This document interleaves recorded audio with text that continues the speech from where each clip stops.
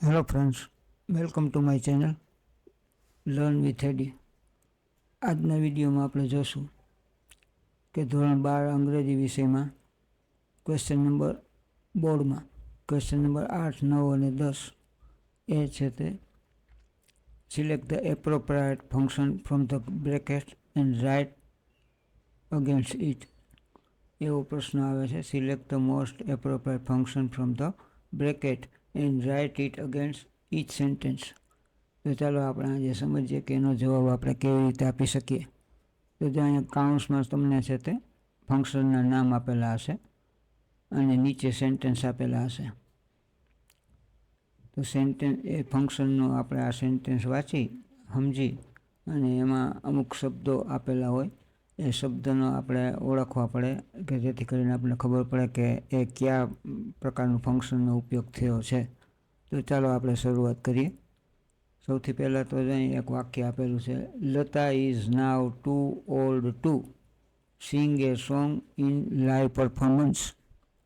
અહીંયા જો રેડ કલરમાં મેં ટુ અને ટુ કરેલું છે. હવે આ શું દર્શાવે છે?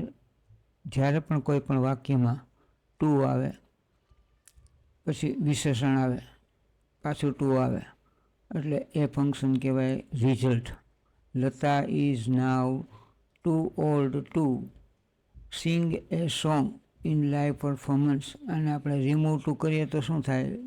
Lata is now so old that she can not sing a song in live performance. તો આ ફંક્શન થયું એક્સપ્રેસિંગ રિઝલ્ટ. તો તમારે યાદ રાખવાનું ટુ પછી વિશેષણ આવે અને ટુ આવે એટલે એક્સપ્રેસિંગ રિઝલ્ટ નામનું ફંક્શનનો ઉપયોગ એમાં કરવાનો. અથવા સો આવે પછી વિશેષણ આવે, ધેટ આવે, રિમૂવ ટુ કરેલું સેન્ટેન્સ હોય એ પ્રકારનું વાક્ય હોય તો પણ એક્સપ્રેસિંગ રિઝલ્ટ. બીજું વાક્ય છે I use to get up. જો યુઝ ટુ શબ્દ આવે એટલે અને પછી મેઇન વર્બ આવે, મેઇન વર્બ છે ગેટ અપ, તો habitual action in the past એ ફંક્શનનો ઉપયોગ છે તે આમાં થયેલો છે. તો use to plus main verb યાદ રાખવાનું ક્યાંય પણ વાક્યમાં આવે ત્યારે. એના પછી નેક્સ્ટ જોઈએ, in spite of my warning he played with fire. મારી ચેતવણી છતાં તે આગ સાથે રમ્યો. તો એ કયું કહેવાય? ઇન્સ્પાઇટ ઓફ આવે એટલે contrast, showing contrast. In spite of આવે, ઇવન ધો આવે, ધો આવે, ઓલ ધો આવે, સોરી આ બધા આવે એ કોન્ટ્રાસ્ટને કહેવાય. પછી એના પછીનું નેક્સ્ટ જોઈએ આપણે.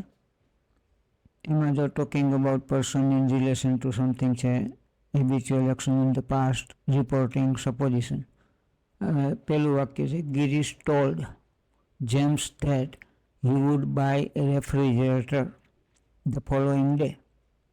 હવે આમાં ટોલ્ડ, ધેટ હી વુડ અને ધ ફોલોઈંગ ડે છે એ જોતાં જ આપણને ખ્યાલ આવી જવો જોઈએ કે આ ઇનડાયરેક્ટ સ્પીચનું સેન્ટેન્સ છે. આપણે ડાયરેક્ટમાંથી ઇનડાયરેક્ટ કરતા હોય તો શું આવે જુઓ, ગિરીશ સેડ ટુ જેમ્સ એમ હોય તો આપણે શું કરીએ? ગિરીશ ટોલ્ડ. તો એ ઇનડાયરેક્ટ સ્પીચનું કોઈ પણ વાક્ય હોય એ રિપોર્ટિંગ કહેવાય. શું કહેવાય? રિપોર્ટિંગ. તો એમાં રિપોર્ટિંગ નામનું ફંક્શનનો ઉપયોગ થયો છે. ટૂંકમાં કોઈ પણ ઇનડાયરેક્ટ સેન્ટેન્સ હોય તો એમાં. નેક્સ્ટ આપણે જોઈએ, like Gandhiji Sardar believed in non violence.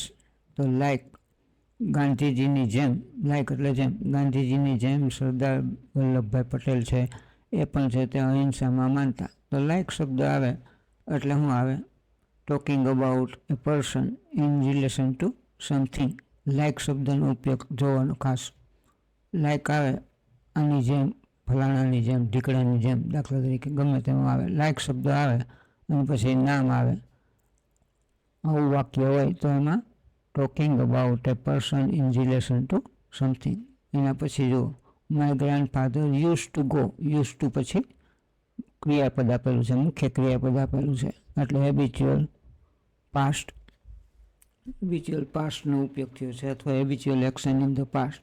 આંખો મીચીને તમારી સાથે એ હેબિચ્યુઅલ પાસ્ટ. નેક્સ્ટ સ્લાઇડ જોઈએ. અહીંયા જો તો શોઈંગ કોન્ટ્રાસ્ટ, પછી શોઈંગ ચોઈસ બધું છે. પહેલું વાક્ય જોઈએ. The rich neither spend much money nor donate them. Neither આવે, નોર આવે, આઈધર આવે, ઓર આવે.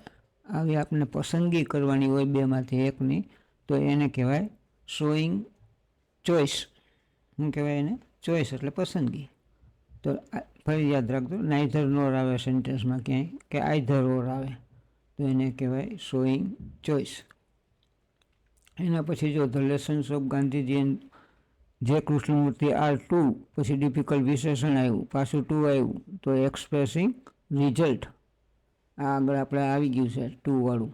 એક વખત આવી જાય તો ભૂલાવવું ન જોઈએ. ટુ આવે અને વચમાં વિશેષણ આવે. પછી she plays on violin as if she were. As if વાળી રચના આવે, પછી કરતા આવે અને વેર આવે. અને જો એઝ ઇફ સી વેર આ સર્વનામ, હી વેર હોય, સી વેર હોય, એઝ ઇફ પછી ધે વેર હોય, આ બધું છે તે શું કહેવાય? સપોઝિશન. Showing supposition. હંમેશા યાદ રાખજો. દાખલા તરીકે he plays cricket as if he were Virat Kohli. તે એઝ ઇફ પછી હી વેર કે સી વેર કે એવું આવે એટલે સપોઝિશન. નેક્સ્ટ આપણે જોઈએ. અહીંયા John Milton was one of the greatest EPIC poets. અહીંયા જો રેડ કલરમાં મેં કરેલું છે વન ઓફ ધ ગ્રેટેસ્ટ આવ્યું. હવે આ વન ઓફ ધ ગ્રેટેસ્ટ શું છે? એ સુપરલેટિવ ડિગ્રી છે. આપણે ડિગ્રી 11માં શીખી ગયા હશું, 10માં કદાચ શીખ્યા હશો તમે લોકો. તો વન ઓફ ધ આવે, ધ પછી EST વાળું વિશેષણ આવે, એઝ પછી વિશેષણ આવે, સો પછી વિશેષણ આવે, અને પાછું એઝ આવે, મોર ધેન આવે, એની અધર આવે, મોસ્ટ અધર આવે. આવા કોઈ પણ શબ્દ વાક્યમાં તમે ક્યારે પણ જુઓ પરીક્ષામાં, તો એ બધા શું કહેવાય? ડિગ્રીઝ ઓફ કમ્પેરિઝન અથવા શોઈંગ કમ્પેરિઝન. તો એના માટેના અમુક શબ્દો છે તે તમારે યાદ રાખવાના. એઝ પછી વિશેષણ અને પાછું એઝ. વાક્યમાં આવું તમે ક્યાંય જુઓ, એઝ વિશેષણ અને પાછું એઝ આવે એટલે શોઈંગ કમ્પેરિઝન. સો પછી વિશેષણ અને પાછું એઝ, તો પણ છે તે શોઈંગ કમ્પેરિઝન. એઝ વાળા વિશેષ પોઝિટિવ ડિગ્રી કહેવાય. સો એઝ વાળા પોઝિટિવ ડિગ્રી. મોર ધેન જુઓ, more then he is more, દાખલા તરીકે મોર આવે, પછી વિશેષણ આવે, ધેન આવે, તો એ પણ કમ્પેરેટિવ ડિગ્રીનું. તો showing comparison. One of the આવે, એની અધર આવે વાક્યમાં ક્યાંય, મોસ્ટ અધર આવે, આવું આવે ક્યાંય પણ, તો એ છે તે શોઈંગ કમ્પેરિઝન. ER વાળું વિશેષણ આવે, ER આવે, દાખલા તરીકે he is cleverer than his friend, તો ER વાળું વિશેષણ આવે, ધેન આવે, તો પણ છે તે કમ્પેરિઝનનું ફંક્શન કહેવાય. વન ઓફ ધ આવે, one of the greatest, one of the tallest, one of the cleverest. તો આવા શબ્દો આપણને છે તે યાદ રાખવાના. અને આવું આવે ત્યારે શોઈંગ કમ્પેરિઝન, આ કયું ફંક્શન કહેવાય? Showing comparison. ચાલો એના પછી નેક્સ્ટ જોઈએ. In spite of his being strong he can not win the game. In spite of શબ્દનો ઉપયોગ થયો છે એટલે આપણે આગળ શીખી ગયા તે પ્રમાણે કોન્ટ્રાસ્ટ થશે. આ કયું ફંક્શન થશે? કોન્ટ્રાસ્ટ. એ મજબૂત શક્તિશાળી હોવા છતાં તે જીતી શક્યો, ગેમ જીતી શક્યો નહીં.